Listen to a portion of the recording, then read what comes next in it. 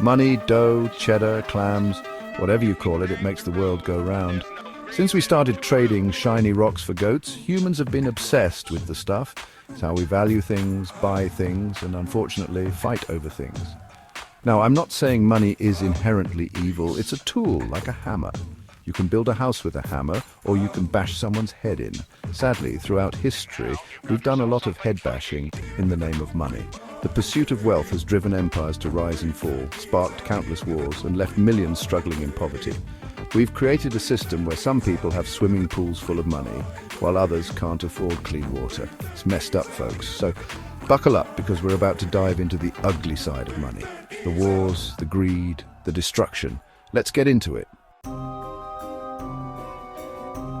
Money. Remember history class? All those wars with fancy names? Yeah, a lot of them boil down to one thing: money. Land, resources, trade routes, they all represent cold, hard cash.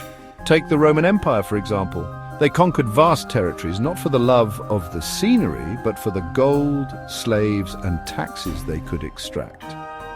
Or how about the Opium Wars? Britain got hooked on tea, relatable, but China didn't want their fancy British silver. So Britain decided to sell them opium instead, starting a whole war just to keep the Tea Party going. And don't even get me started on colonialism. European powers carved up Africa and Asia like a Thanksgiving turkey, all to secure resources and markets for their own economic gain. Millions were exploited, enslaved, and killed, all in the name of profit. Sadly, not much has changed. Today, we see conflicts fueled by oil, diamonds, and other valuable resources. We've learned nothing. We like to think of ourselves as civilized, right? But the truth is, money brings out the worst in us: greed, inequality, and exploitation.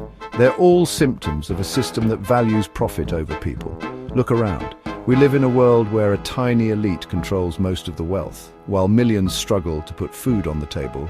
This massive gap between the haves and have-nots leads to instability, crime, and social unrest. But it's not just about individuals hoarding wealth. Corporations and governments are often the biggest culprits, exploiting workers, polluting the environment, and engaging in shady business practices, all to line their already overflowing pockets. The result? Millions of people living in poverty. Their homes destroyed by war, pollution, or natural disasters exacerbated by climate change. The human cost of our obsession with money is immeasurable. Greed is good, proclaimed Gordon Gekko in the movie Wall Street. Well, Gordon, I've got news for you. Greed is not good. In fact, it's tearing our world apart. From the financial crisis of 2008, triggered by reckless lending practices, to the ongoing destruction of our planet for short-term profit, greed has become a cancer on our society. We are sacrificing our future for the sake of immediate gratification, and it's time for a serious intervention. We need a system that values people and the planet over profits, a system that ensures everyone has access to basic needs like food, shelter, and healthcare. A system that prioritizes sustainability and cooperation over endless growth and consumption. It's time to ditch the Gordon Gekko mentality and embrace a new paradigm, one where compassion, equality, and sustainability are the driving forces behind our economic system. The future of humanity depends on it.